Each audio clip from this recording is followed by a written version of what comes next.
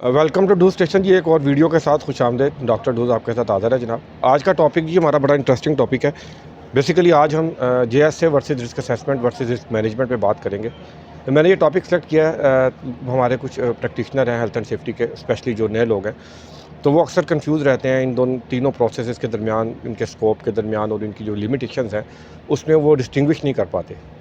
तो इस वजह से मैंने आज जो टॉपिक यू चूज़ किया है, मैं चाह रहा था कि आपकी क्लैरिटी हो, आप अच्छे से अंडरस्टैंड कर सकें कि JSA रिस्क असेसमेंट और रिस्क मैनेजमेंट के जो प्रोसेसेस हैं, इनके क्या स्कोप्स हैं और ये क्या किस तरीके से एक दूसरे के साथ इंटरलिंक होते हैं। तो प्रेजेंटेशन जो मैं यूज़ करूँगा वो मैं आपको डाउनलोड लिंक में दे दूँगा, वहाँ से डाउनलोड कर सकते हैं। और इसके साथ साथ जी आपका फीडबैक बहुत इंपॉर्टेंट है। ऑब्वियसली अगर आप फीडबैक देंगे तो तभी मैं जो अपना कंटेंट है वो इम्प्रूव कर सकता हूँ और आपके लिए मोर वैल्यूबल बना सकता हूँ। चलते हैं जी अपनी वीडियो की तरफ। थैंक यू जी। अपने टॉपिक की तरफ चलते हैं जी। आज हमारा टॉपिक है जी JSA versus risk assessment versus risk management डीमिस्टिफाइड problem statement acknowledge the common confusion between JSA risk assessment and risk management. तो अब इसको एक्सप्लेन करते हैं जी। जी अब इंट्रोडक्शन को देखते हैं। तो आज के जी इंट्रोडक्शन में बेसिकली हमें पता है कि हेल्थ एंड सेफ्टी के अंदर job safety analysis, risk assessment, risk management बहुत ही क्रूशल, बेसिक और इंपॉर्टेंट जो है प्रोसेसेस हैं, कॉन्सेप्ट्स हैं। किसी भी HSE के पर्सन जो प्रोफेशनल है उसके लिए बहुत ज़रूरी है कि इनकी क्लियर अंडरस्टैंडिंग हो।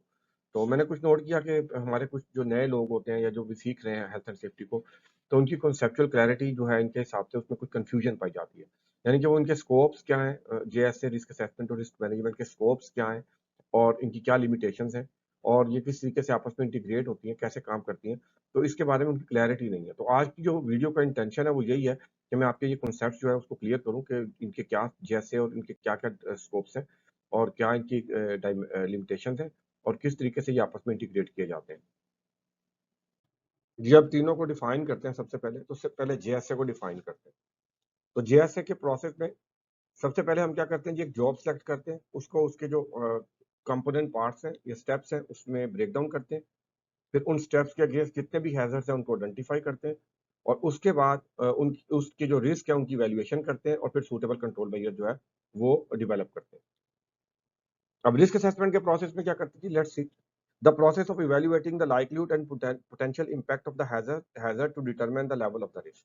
अब रिस्क असेसमेंट के प्रोसेस में बेसिकली हम एक एक्टिविटी सेलेक्ट करते हैं जिसमें एक या एक से ज्यादा जॉब्स हो सकती हैं। उस एक्टिविटी के सारे हैज़र्ड्स को आइडेंटिफाई करते हैं, देन उनके रिस्क की वैल्यूएशन करते हैं। अब जो जो इवैल्यूएशन करते हैं वो उसके कॉन्सिक्वेंसेस और लाइक्लीहुड की बुनियाद पे करते हैं और देन हम जो है वो डेवलप करते हैं सूटेबल कंट्रोल मेजर और उनको इंप्लीमेंट कर देते हैं। अब देखते हैं जी रिस्क मैनेजमेंट क्या कहता है। अब risk management a systematic approach to identify, assess, prioritize and control the risk to minimize the harm to people, equipment and environment। अब रिस्क मैनेजमेंट के प्रोसेस में क्या करते हैं, अब रिस्क मैनेजमेंट के प्रोसेस में हम पूरी ऑर्गेनाइजेशन के जितने भी हैजर्ड्स हैं उन सबको आइडेंटिफाई करते हैं, उनके रिस्क की वैल्यूएशन करते हैं, वो लाइक्लीहुड और कॉन्सिक्वेंसेस की बुनियाद पे होती है। फिर रिस्क की प्रायोरिटाइजेशन होती है, फिर उसकी बुनियाद पर हम जो रिस्क हैं उनके कंट्रोल मेजर्स डेवलप करते हैं और उनको इम्प्लीमेंट करते हैं। ले जी, अब कॉन्सेप्चुअल क्लैरिटी की तरफ आते हैं। तो मैंने अगर आपने गौर किया हो तो मैंने जो इनकी डेफिनेशंस थी उसके अंदर ही आपको डिफरेंस शो किया है। लेट्स सी कैसे क्या है वो। तो सबसे पहले जॉब सेफ्टी एनालिसिस को देखते हैं। जो जॉब सेफ्टी एनालिसिस बेसिकली क्या है जी, इसका जो स्कोप है वो एक स्पेसिफिक जॉब या टास्क के ऊपर है। इसमें हम सिर्फ एक जॉब को देखते हैं और उसको सिक्योर करते हैं, ठीक है? और बाकी इसमें जी हैज़र्ड की आइडेंटिफिकेशन है और इवैल्यूएशन है और फिर कंट्रोल मेजर है।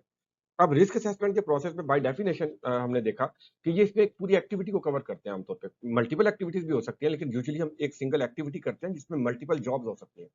अब इसके अंदर भी सबसे पहले बाय डेफिनेशन हैज़र्ड्स को आइडेंटिफाई करना है, फिर उसकी इवैल्यूएशन करनी है। अब यहाँ पर जो इवैल्यूएशन का प्रोसेस है ये कॉम्प्लेक्स और सोफिस्टिकेटेड है। अब इसमें क्या करते हैं जी, जो इसकी इवैल्यूएशन है, वो जो है रिस्क की जो लाइक्लीहुड है और जो उसके कॉन्सिक्वेंसेज़ है, उसकी इवैल्यूएशन पर बेस करती है। इसमें हम क्वांटिटेटिव और क्वालिटेटिव जो मेथड्स हैं, वो भी यूज़ कर रहे होते हैं। तो उसकी बुनियाद पर जो हम इसकी इवैल्यूएशन करते हैं और उस इवैल्यूएशन के बाद जो हमारे रिस्क होते हैं, उनको प्रायोरिटाइज़ भी करते हैं। देन वो जो प्रायोरिटाइज़ेशन होती है, वो रिस्क रेटिंग की बुनियाद पे होती है। फिर उसके बाद इस जो प्रायोरिटाइज़ेशन की है, उसकी बुनियाद पर हम रिस्क मिटिगेटिंग स्ट्रैटेजी या कंट्रोल मेजर जो है, वो डेवलप करते हैं और उनको इम्प्लीमेंट करते हैं। और इसका स्कोप मैंने बताया वो क्या है जी, वो एंटायर एक्टिविटी होती है।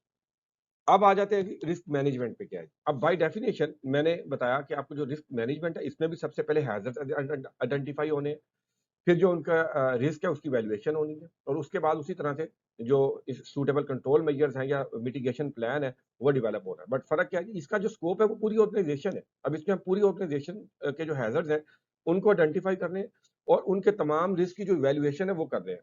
अब ये सेम बिल्कुल रिस्क असेसमेंट की तरह ही करते हैं। अब जो वैल्यूएशन कर ली उसके बाद प्रायोरिटाइजेशन ऑफ द रिस्क करते हैं और उसके बाद जो है हम अपनी स्ट्रेटजीज मिटिगेशन स्ट्रेटजीज जो है वो डेवलप कर रहे होते हैं। अब इसके अंदर जो एक्स्ट्रा एलिमेंट फर्दर आ जाते हैं चूंकि इसमें पूरी ऑर्गेनाइजेशन की हैजर्ड है, तो अब इसमें मॉनिटरिंग और जो इवैल्यूएशन का प्रोसेस है वो थोड़ा सोफिस्टिकेटेड और कॉम्प्लेक्स होता है। आगे देखते हैं जी इसको कैसे। अब मैंने आपको बेसिक जो अंडरस्टैंडिंग है वो दी है। अब हम जो ना इसको और आसान तरीके से इंटरकनेक्टेडनेस के कॉन्सेप्ट से इसको अंडरस्टैंड करते हैं कि आपस में इंटरकनेक्ट कैसे होते हैं। लेट्स से जी, तो सबसे पहले देखते हैं जॉब सेफ्टी। अब जॉब सेफ्टी एनालिसिस में हमने जॉब को ब्रेक डाउन किया था और उसके बाद जो उसके पोटेंशियल हैजर्ड्स थे वो आइडेंटिफाई किए थे और उसके रिस्क की वैल्यूएशन करके हमने जो कंट्रोल मेजर्स लगाए थे। अब अब रिस्क असेसमेंट के मेथड में हमने क्या किया जी, सबसे पहले हैजर्ड्स आइडेंटिफाई किए, देन इवैल्यूएशन की। बट ये इवैल्यूएशन जो है मोर सोफिस्टिकेटेड है, जरा कॉम्प्लेक्स है। इसमें क्या किया हमने, इसकी जो लाइक्लीहुड और कॉन्सिक्वेंस है उसकी बुनियाद पर रिस्क की रेटिंग निकाली और उस रेटिंग की बुनियाद पर हमने रिस्क को प्रायोरिटाइज किया और उस प्रायोरिटाइजेशन की बुनियाद पर हम क्या कर रहे हैं, अब जो हमारी मिटिगेशन स्ट्रेटजीज हैं उनको बिल्ड कर रहे हैं, डेवलप कर रहे हैं और इंप्लीमेंट कर रहे हैं। लें जी, अब हम रिस्क मैनेजमेंट को देख लेते हैं। अब रिस्क मैनेजमेंट में भी सबसे पहले हैजर्ड आइडेंटिफिकेशन हुई, रिस्क वैल्यूएशन हुई, उसके बाद उसकी प्रायोरिटाइजेशन हुई, same like risk assessment and then जो है मिटिगेशन स्ट्रेटजीज जो आपने डेवलप और इंप्लीमेंट कर दी।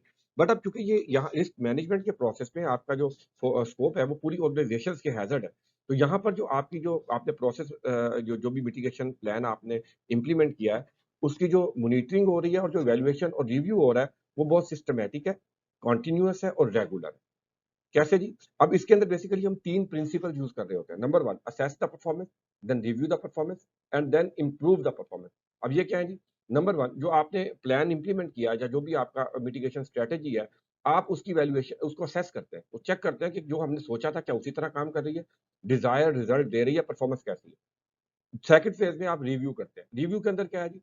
अब इसके अंदर आप देखते हैं कि जो आपने प्लान इंप्लीमेंट किया हुआ है, उसके अंदर कोई गैप्स हो या कोई एरियाज़ ऑफ इम्प्रूवमेंट हो, तो आप उन्हें फाइंड कर लेते हैं।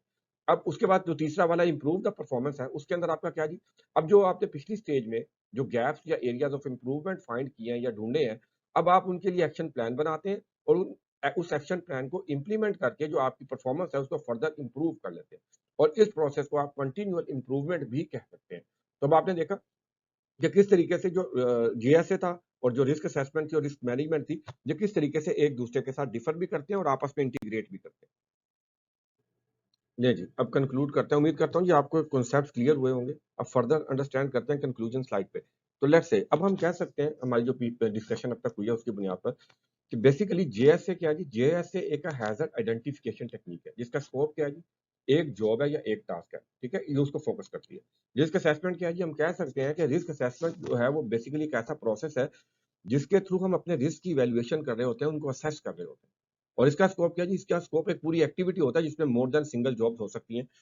और रिस्क मैनेजमेंट क्या है जी? अब रिस्क मैनेजमेंट बेसिकली क्या है जी? आपकी पूरी ऑर्गेनाइजेशंस के जो हैजर्ड्स हैं, रिस्क्स हैं, उनको मैनेज करना, वो जनाब रिस्क मैनेजमेंट में आ जाता है। इसका स्कोप पूरी ऑर्गेनाइजेशन है। ले जी, अब इसकी इंटीग्रेशन कैसे होती है इसको देख लेते हैं। अब हम कहते हैं जेएसए के थ्रू हम क्या करते हैं, हैजर्ड्स को आइडेंटिफाई कर लेते हैं। रिस्क असेसमेंट के प्रोसेस के थ्रू हम उनकी वैल्यूएशन कर लेते हैं और देन रिस्क मैनेजमेंट के प्रोसेस के थ्रू जो है हम टुगेदर उनको मैनेज करते हैं पूरी ऑर्गेनाइजेशन में और अपनी ऑर्गेनाइजेशन को सिक्योर करते हैं।